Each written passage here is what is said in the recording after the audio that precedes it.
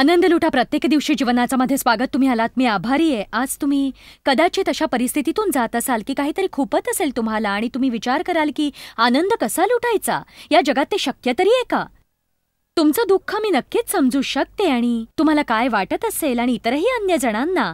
आयुष्यात कधी ना कधीतरी आपण काहीतरी गमावतो आणि त्याचा शोक करत बसतो, पण परमेश्वर सांत्वन देतो आणि तुमच्या आयुष्यातलं दुःख निवारण्यासाठी मदतही करत असतो. आपण जेव्हा दुःखी असतो आणि आपल्याला त्याची टोचणी लागलेली असते तेव्हा आपल्यालाच कळत नाही की प्रार्थना कशी करावी. माझ्या बाबतीत असं घडलंय. कधी कधी मी देवाला विचारलंय की मला इतकं दुःख होतंय की कशी प्रार्थना करू ते कळत नाहीये. तेव्हा माझी काळजी तूच घे आणि म्हणून तुम्हाला हे कळावं असं मला वाटतं की काहीही हो तुमच्या बाबतीत परमेश्वर तुमचं सांत्वन करील. अर्थात तुम्ही तशी मागणी केली पाहिजे. एक खूप अनोखं असं वचन इथे सांगायचंय, ते म्हणजे दुसरे करिंथ अध्याय 1. परमेश्वर म्हणजे सर्व सांत्वनांचा अधिपती कसा ते यात वर्णिलंय. अगदी आपण दुसऱ्या कुणाकडूनही तशी अपेक्षा केली तरी आपण प्रार्थना करायला हवी की परमेश्वर सांत्वन करेल आपलं आणि त्यासाठी तो त्या माणसाला बुद्धी देईल किंवा दुसऱ्या कुणाची तरी निवड करेल किंवा दुसऱ्या कुणाला माध्यम न बनवता तो स्वतःच मदतीला धावेल आपल्या. आणि बघा, मला नाही खात्री वाटत अन्य लोकांची आपलं सांत्वन करायला ते समर्थ असतीलच असं नाही.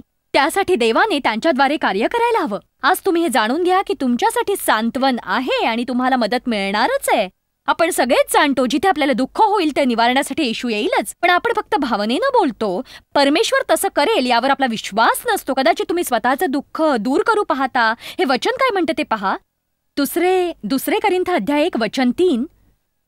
आपल्या प्रभू येशू ख्रिस्ताचा देव व पिता जो करुणाकर पिता व सर्व सांत्वनदाता देव, तो धन्यवादित असो. तो आमच्यावरील सर्व संकटात आमचे सांत्वन करीतो, असे की ज्या सांत्वनाने आम्हाला स्वतः देवाकडून सांत्वन मिळते त्या सांत्वनाने आम्ही जे कोणी कोणत्याही संकटात आहेत त्यांचे सांत्वन करावयास समर्थ व्हावे. जे कोणी कोणत्याही संकटात आहेत त्यांचे सांत्वन करावयास समर्थ व्हावे. मी आपलं सांत्वन करू शकते याचं एक कारण असं आहे की परमेश्वरानं माझ्या आयुष्यात सांत्वन दिलं हे मला माहिती आहे. कठीण आणि दुःखदायी परिस्थितीतून मीही जीवन व्यतीत केलंय आणि त्यावेळी देवाने सांत्वन देऊन मला मदत केली आहे. अनुभवानं सांगते, तो तुमच्याही आयुष्यासाठी हे करेल, नक्कीच करेल. अगदी साध्या सरळ शब्दात सांगायचं तर परमेश्वर आपल्याला सांत्वन देतो आणि ते सांत्वन आपल्याला मिळतं आणि मग आपण इतर लोकांचं सांत्वन करू शकतो. मला तुम्हाला सांगायचंय, जिथे तुम्हाला दुःखाचा अनुभव येईल तिथे येशू त्याचं निवारण करील. माझे मित्र डॉन आणि शेरॉन क्लॉवर्स यांनी या अद्भुत सांत्वनेचा प्रत्यक्ष अनुभव घेतलेला आहे. फोटो अल्बम चालणं म्हणजे काळाला मागे घेऊन जाणं. आयुष्यातल्या घटना फोटोतून पुन्हा जाग्या होतात, त्या क्षणांची आठवण करून देतात, सध्याच्या प्रगतीचं अचूक चित्र रेखाटतात. पायक डॉन आणि शेरॉन क्लॉवर्स यांच्यासाठी हा प्रवास नक्कीच सहज सोपा नव्हता. आम्ही त्याला पदवीधर झालेलं पाहिलं नाही. तो कॉलेजला जातोय असं दृश्य आमच्या वाट्याला आलं नाही. त्याचं लग्न आमच्या इतर मुलांप्रमाणे तो प्रगती करतोय हे अनुभवलं नाही. त्यांचा मुलगा जेफ्री याचं वयाच्या 15व्या वर्षीच निधन झालं. चर्चच्या पुलपीठाखाली मायक्रोफोनची वायर तपासताना त्याला विजेचा धक्का बसला. मी काहीही बोलू शकले नाही. माझं मन जणू गोठून गेल्यासारखं झालं होतं जेव्हा डॉक्टरांनी आम्हाला सांगितलं की तो गेलाय. आमचा अनुभव आम्ही आपल्याला शब्दात सांगू शकत नाही. असा अनुभव माझ्या आयुष्यात मला कधीच आला नव्हता. जेफ्रीच्या मृत्यूचा धक्का संपूर्ण कुटुंबाला हादरवून सोडणारा होता. पायक डॉन यांनी विश्वास, प्रेम आणि भरवसाविषयक शिकवलेली वचनं निधडे याची गरज कधी नव्हे ती क्लॉवर्स कुटुंबियांनाच वाटू लागली. काही लोक म्हणत की तुम्ही पाळक आहात ना म्हणून त्यातून बाहेर पडू शकत, पण हे खरं नाहीये. कारण आम्ही माणसं नाही आहोत का? दुसऱ्यांना दुःख होतं तसं आम्हालाही होणार नाही का? डॉन म्हणतात की खूप लोक विचारत की देवानं असं का करावं, पण त्यावर ते म्हणतात तुम्ही जर या कामध्ये अडकलात तर जीवन हरवून बसाल तुमचं. मला इतकंच जाणवलं की आपलं प्रेम आहे परमेश्वरावर आणि तो आपल्याला दुखावणार नाही, आपलं नुकसान करणार नाही. परमेश्वरावरच्या विश्वासानं त्यांना हवी असलेली शांती लाभली आणि त्याच्या वचनावरच्या विश्वासानं त्यांना हवं असलेलं जीवन लाभलं. असं एक वचन आहेच की जे सांगतं की रात्रीच्या गहन गर्भातल्या वेदना सकाळी प्रसावतात आणि आणि आनंदाला जन्म देतात. आम्ही खूप अश्रू ढाळले आणि खूप दुःखी कष्टी झालो. परंतु प्रभाती जेव्हा आम्ही आमचं आयुष्य येशूच्या चरणाशी वाहिलं तेव्हा समजलं की आता यापुढे त्याचीच मदत मिळणार आहे. दिवसेंदिवस जीवन सुकर होत गेलं. देवाशी असलेलं नातं दृढ झालं आणि त्यांना त्यांचं आयुष्य जगायला सामर्थ्य मिळालं. एखादी गोष्ट गमावल्याचं दुःख मोठं असतं, पण जेव्हा येशूला जाणता तेव्हा जे गमावलंय त्यासाठी त्याची मदत मिळणार आहे. मी पुन्हा पुन्हा सांगतो की केवळ आम्ही पाळक आहोत म्हणून आमची सुटका झाली असं नव्हे. ती झाली केवळ आम्ही बायबलनं सांगितल्यासारखं वागलो म्हणून आणि येशूने बोट धरून बाहेर काढलं, मदत केली. हृदयाचं आरोग्य ही देवाची इच्छा आहे आणि क्लावसनं वाटतं की सगळ्यांना हे कळावं. असं कोणतंही दुःख नाही जे ख्रिस्त दूर करू शकत नाही.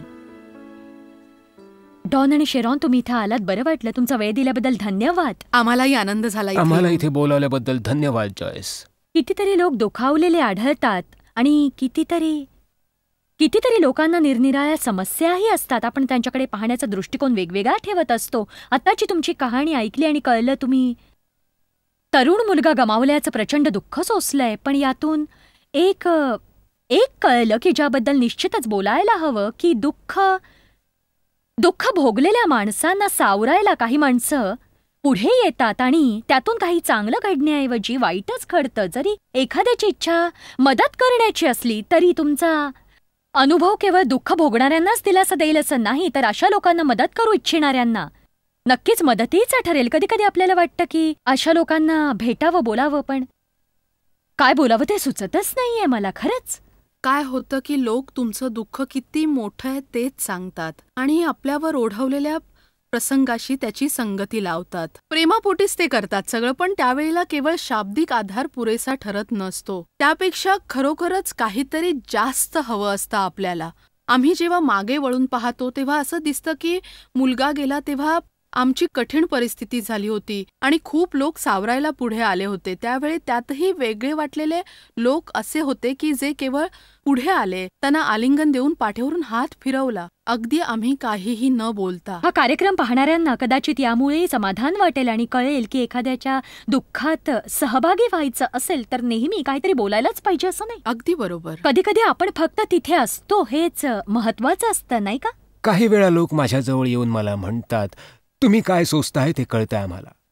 माझ्या वेदना त्यांना समजल्याचं ते सांगण्याचा प्रयत्न करतात आणि तुमचं दुःख कोणीच जाणवू शकत नाही. आणि तुम्ही नेहमी सांगता टेलिव्हिजनवर की जिथे तुम्हाला दुःख होईल तिथं देव पोचेल मदतीला. खरं तर प्रत्येकाचं दुःख वेगळं आहे जॉयस. कोणालाच एकसारखं दुःख नसतं आणि मग लोक आपल्यासारखे दुःखी नसताना ते आपलं दुःख कसं काय जाणू शकतात. म्हणूनच अशा वेळी म्हणावं की मित्रा, तुझ्यावर कोणता प्रसंग आलाय ते मला समजणं कठीण आहे, पण तो प्रसंग वाईट आहे एवढं नक्की आणि मला तुला सांगायचंय मी तुझ्या दुःखात सहभागी आहे. म्हणूनच जॉयस, मूल गमावलेल्या लोकांशी बोलताना मी म्हणतो की एक पाळक किंवा उपदेशक म्हणून मी अंत्यविधीला जातो आणि असा प्रसंग ओढवलेल्या लोकांना उपदेश करत असतो तेव्हा मी कधीही असं म्हणत नाहीत. म्हणजे उपदेश केलेल्यानं मी कधीही असं म्हणाल्याचं मला आठवत नाही की तुमची परिस्थिती मी जाणतो किंवा तुम्ही कोणत्या परिस्थितीतून जाताय ते मला माहीत आहे असं मी कधी म्हणत नाही. उलट मी म्हणतो की तुमच्यावर जो प्रसंग ओढावलाय तसाच काहीसा माझ्यावर देखील ओढावला होता आणि मला वाटतं की यावेळी मी तुमचं सांत्वन करू शकेन किंवा मदत करू शकेन. आणखी एक गोष्ट लोक बोलून दाखवतात जी दुःखी कष्टी लोकांना स्वीकारणं कठीण असतं.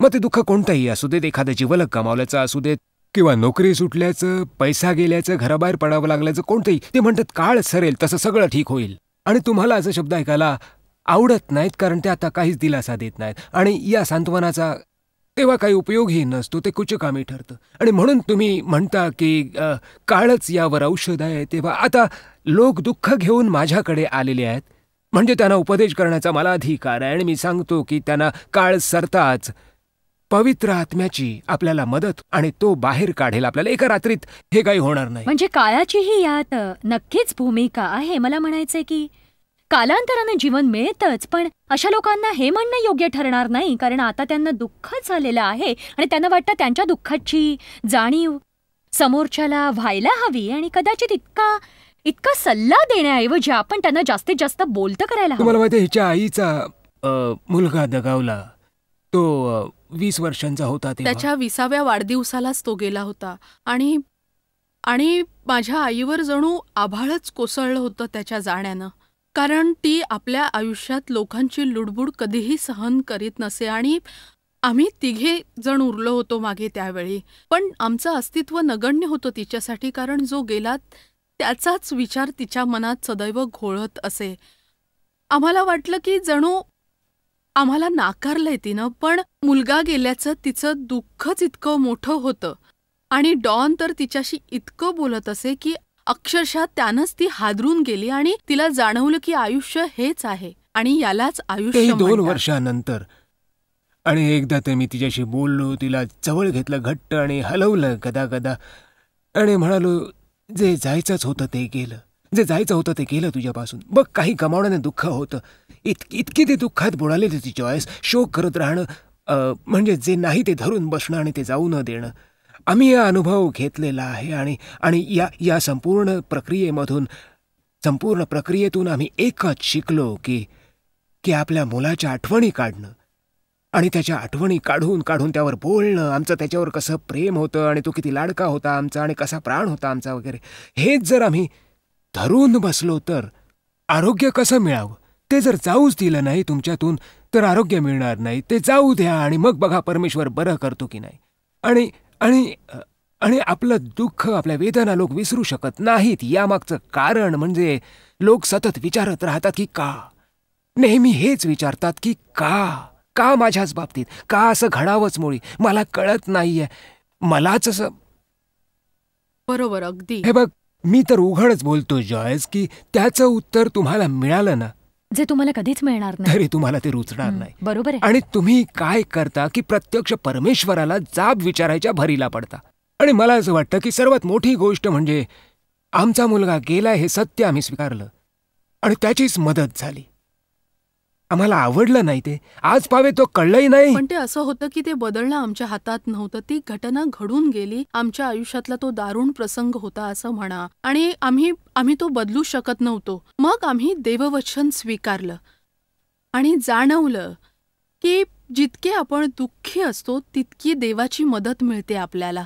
तो मदत करतो आयुष्य नव्याने जगण्यासाठी. देवावरचा विश्वास म्हणजे न सापडलेल्या प्रश्नांची उत्तरं सापडणं. सगळी उत्तर आपल्याला कळली तर आपण त्याच्यावर विश्वासच ठेवणार नाही. म्हणजे खूप महत्वाच्या गोष्टी आज या चर्चेतून पुढे आल्या आहेत. मला आठवतंय एकदा एका अंत्यविधीला मला जावं लागलं होतं आणि ती परिस्थिती खरंच खूप खूप कठीण आणि हृदयद्रावक अशी होती. आणि मी उपदेशक असलेल्या मित्राला म्हटलं की काय बोलावं ते मला सुचत नाही. अशा लोकांशी तू काय बोलतोस? तो म्हणाला की मी खरं तर काहीच बोलत नाही, मी फक्त दुःख व्यक्त करतो. हा मोठा धडा होता माझ्यासाठी. आणि त्यावेळी मला हे समजलं की आज, कारण मला माहिती आहे की आज अनेक लोक दुःखी आहेत आणि त्यांना आपल्याला जर समजून घ्यायचं असेल तर आपण त्यांच्या दुःखात सहभागी व्हायला हवं. आणि सांत्वन करायला गेलेल्या लोकांनीही समजून असावं की आपण फक्त तिथे जायचंय आणि बोलायला द्यायचंय ते खरं तर दुःखी लोकांनाच, आणि तेच त्यांच्यासाठी योग्य ठरतं. आज तुम्ही आलात ते बरं झालं, तुम्ही तुमचे विचार प्रकट केलेत. कारण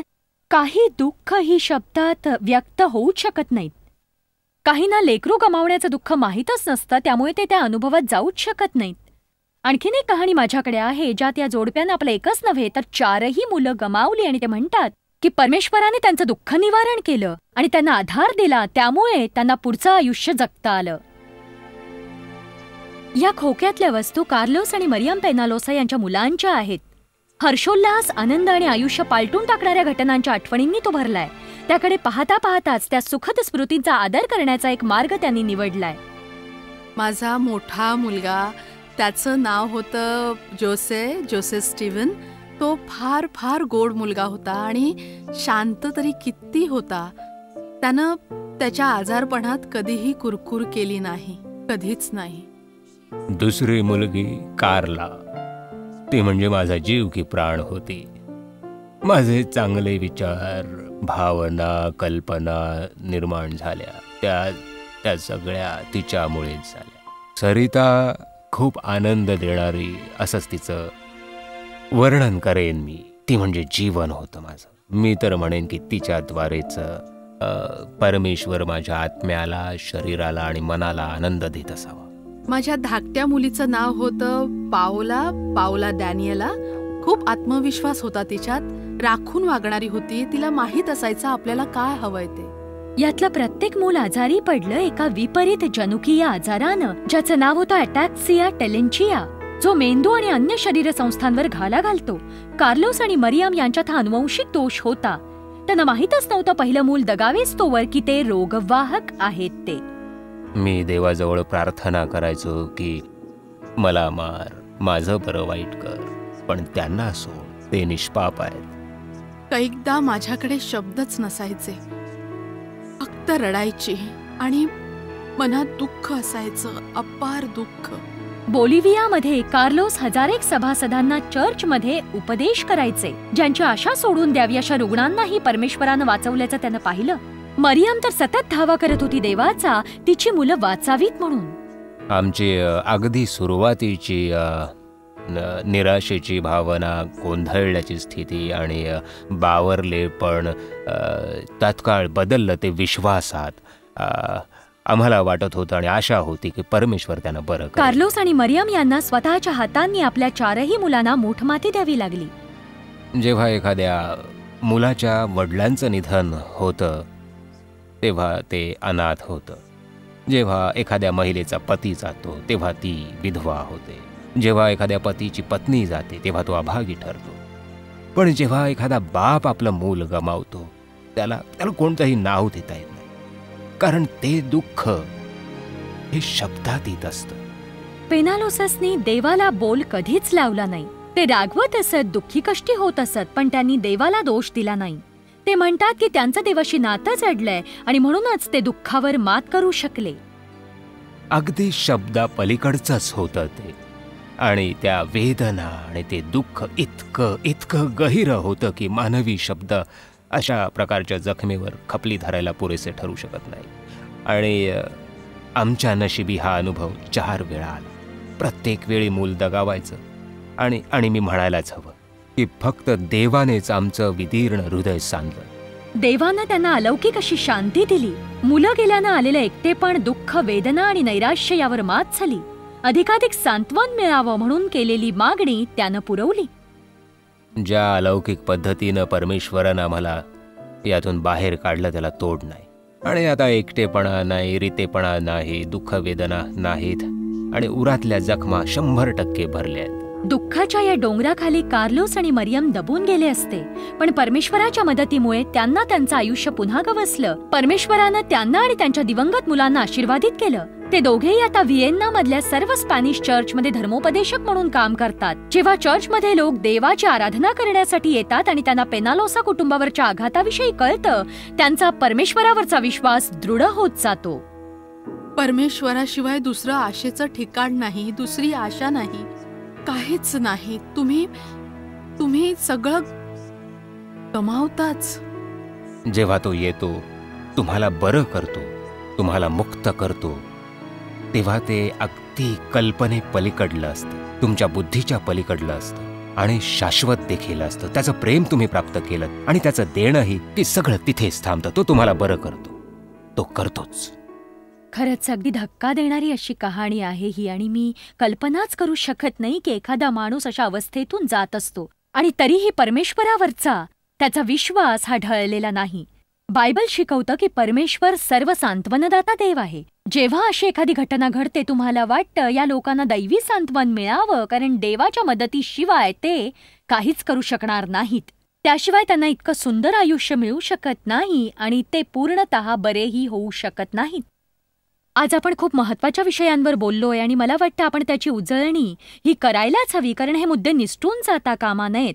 पहिल्या प्रथम मला सांगायचंय, तुम्ही एखादी गोष्ट गमावलीत की त्याचं दुःख होणं अगदी स्वाभाविक आहे आणि या प्रक्रियेतून तुम्ही जाणंही अगदी योग्य आहे. मी असेही लोक बघितलेत की त्यांना वाटतं की हा आत्मविश्वासच खरा आहे आणि ते वरचेवर हे बोलतात की परिस्थिती ओढवली तर आपण त्यातून पार जातो, कारण आमच्यावरच फक्त विश्वास असतो. आणि हे लोक प्रक्रियेतून जायला कधी तयार नसतात. परंतु दुःखाच्या या प्रक्रियेतून जाणं आणि दुःखाला आपल्या आयुष्यावरच मात करू देणं, यात कमालीचं अंतर आहे, कारण असा एक क्षण येतो जेव्हा परमेश्वर तुम्हाला सांत्वन द्यायला तयार असतो, मदतीला तयार असतो, निर्णय तुम्हाला घ्यायचा असतो.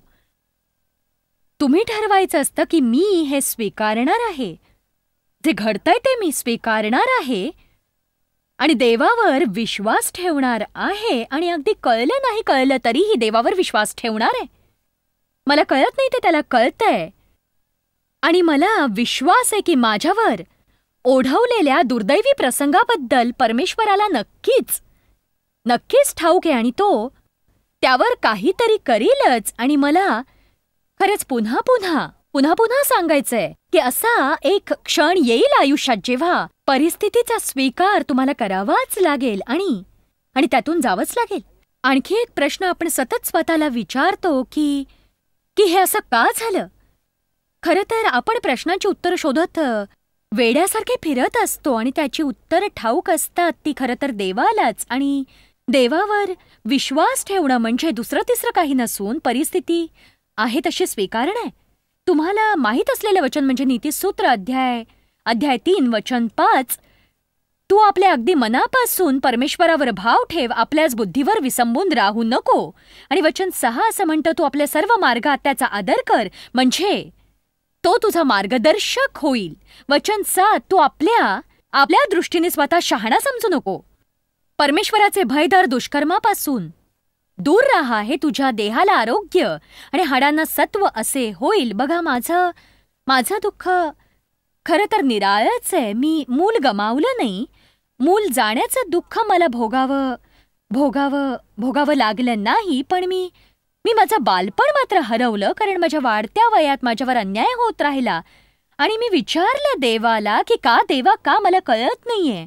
तू परमेश्वर आहेस हे मला ठाऊक आहे, मग तू हे थोपवू का शकत नाहीयेस, तू त्याला अटकाव का घालत नाहीयेस. मला कळत नाहीये की का देवा का एखाद्या मुलीच्या आयुष्यात असे प्रसंग का यावेत. आणि मग एके दिवशी मला निर्णय घ्यावा लागला आणि मी म्हणाले, एक सांगू देवा, मला ठाऊक नाही का ते, पण माझा तुझ्यावर विश्वास आहे. माझ्या दुःखानं इतरांना तरी सुख मिळू दे आणि यातून किमान पक्षी इतकं तरी चांगलं निघण्यासाठी मी प्रयत्न करीन की निदान इतरांना तरी बरं वाटेल. आणि मी तो का हा प्रश्न विचारणं सोडून दिलं आणि माझ्या आयुष्यात खरंच फार मोठा फरक पडला. आणि आज मी देवा हा प्रश्न विचारण्याऐवजी तुम्हाला न सापडणारी उत्तरं देण्याचा प्रयत्न करतेय. ही उत्तरं तुम्हाला सापडणार नाहीत, सापडली तरी आवडणार नाहीत. आणि आता आपण यापुढे असं कधीही विचारता कामा नये की देवा त्याऐवजी आपण म्हणूया, देवा माझा विश्वास आहे. तुम्ही इतकं करून बघा आणि तुम्हाला खरंच खूप समाधान मिळेल. आणि आणखीन एक गोष्ट मी तुम्हाला सांगणार आहे ती म्हणजे आपण आपले पाहुणे डॉन आणि शेरॉन क्लावस यांच्याशी खूप बोललोय याबद्दल. आपल्याला लोकांकडून आधार मिळेल अशा अपेक्षा आपण करतो ते चुकीचं असतं, कारण मी खूप लोक असे पाहिलेत की त्यांच्या आयुष्यात त्यांना खूप भोगावं लागलंय आणि कधी कधी अपेक्षित मदत लोकांकडून झाली नाही, हवं ते मिळालं नाही की लोक खरंच खूप चिडतात, खूप रागावतात की त्यांनी हे केलं नाही, त्यांनी ते केलं नाही, ते असंच म्हणाले नाहीत, तसंच म्हणाले नाहीत, किंवा ते हेच म्हणाले तेच म्हणाले. प्रत्येक जण त्याला जे काही चांगलं करता येईल ते करतच असतो आणि कदाचित तुम्हाला त्यांच्याकडून ज्या अपेक्षा असतात त्या त्यांना पूर्ण करता येत नसतील. पण जे सांत्वन तुम्हाला हवंय ते तुम्ही परमेश्वरापाशीच का नाही मागत, कारण परमेश्वरच तर इतर लोकांना माध्यम बनवून तुम्हाला सांत्वन देतो. पण मदत ही मागितल्याशिवाय मिळत नाही, ती परमेश्वराकडे तुम्ही मागायलाच हवी, लोकांकडे नको. आपलं दुःख इतरांनी जाणून घ्यावं असं आपल्याला वाटतं, पण लोक ते समजून घेऊ शकत नाहीत. आणि डॉन आणि शेरॉन म्हणाले तसं की तुमच्या दुःखासारखंच इतरांच्या आयुष्यातही काही घडलं असेल. व्यक्तिसापेक्ष दुःख वेगळं असतं आणि कितीतरी गोष्टी प्रत्येकात भिन्न असतात आणि आपण सगळे एकाच पद्धतीने जगत नाही. म्हणूनच दुःख, वेदना आणि एकाकीपणावर मात कशी करायची ते मी सांगितलं. म्हणूनच मी आशा बाळगणार आहे.